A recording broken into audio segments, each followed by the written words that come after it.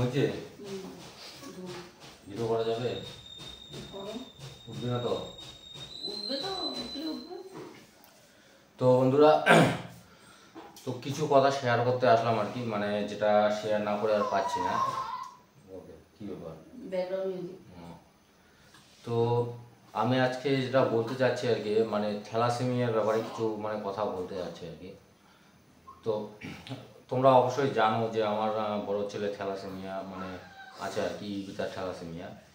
তো আয়ুষের ট্রিটমেন্ট চলছে পুনেতে। তো তোমরা জানো প্রায় 1.5 বছরের কাছাকাছি হচ্ছে আমরা কোনো ব্লাড দিচ্ছি না, মেডিসিনের উপরে সব কিছু ঠিক হয়ে যাচ্ছে।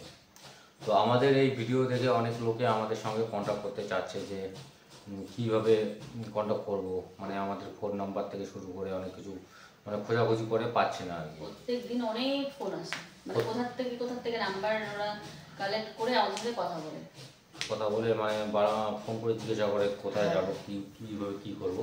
তো আজকে এই ভিডিওর মধ্যে আমি সব কিছু তোমাদের জানিয়ে দেবো যে কীভাবে ডক্টরের সঙ্গে কন্ট্যাক্ট করতে হবে, বা ডক্টরের অ্যাড্রেস কী আছে, আর এই ট্রিটমেন্ট করতে গেলে কীরকম খরচা হবে।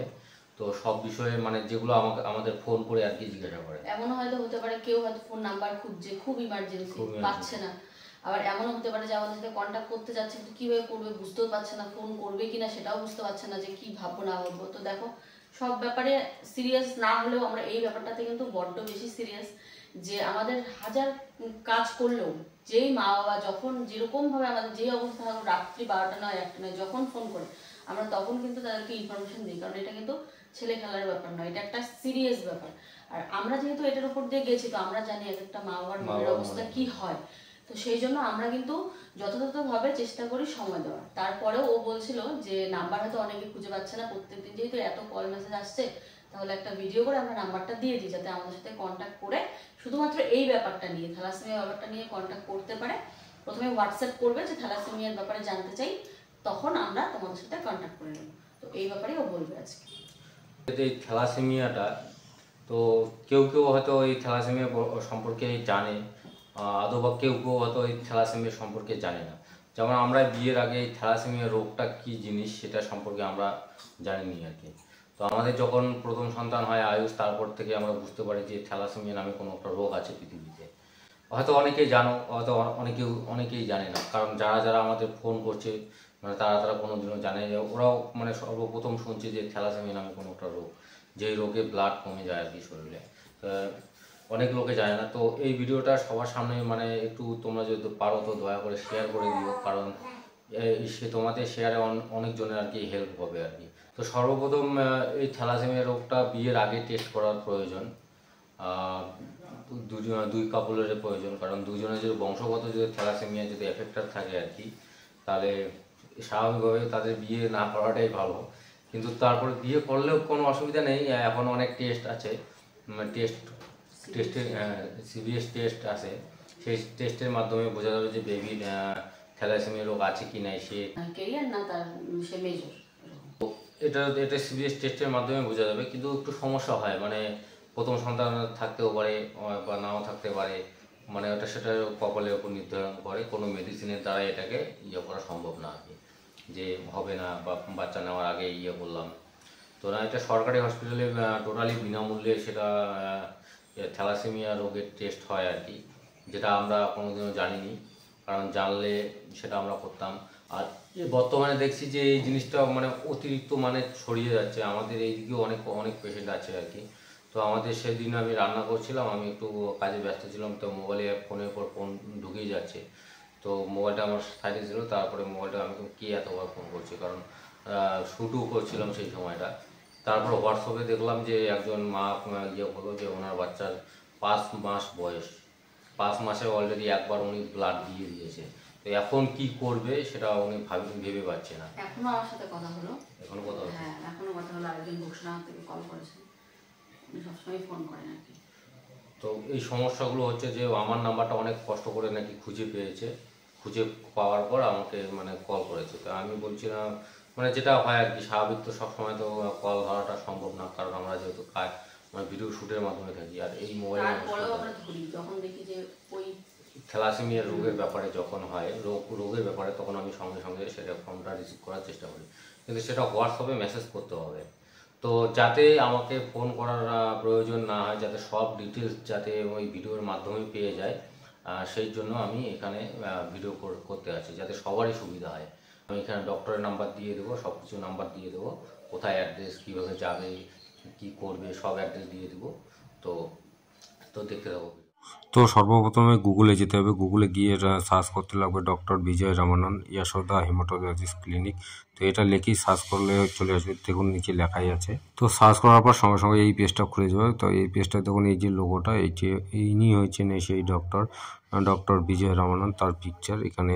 ওনার অনেক অ্যাওয়ার্ড পেয়েছেন, আর ওনার ক্লিনিকের অনেক ফটো দেওয়া আছে, যে কোথায় যেতে হবে, ক্লিনিকটা কীরকম দেখতে, তো সব কিছু এখানে দেওয়াই আছে।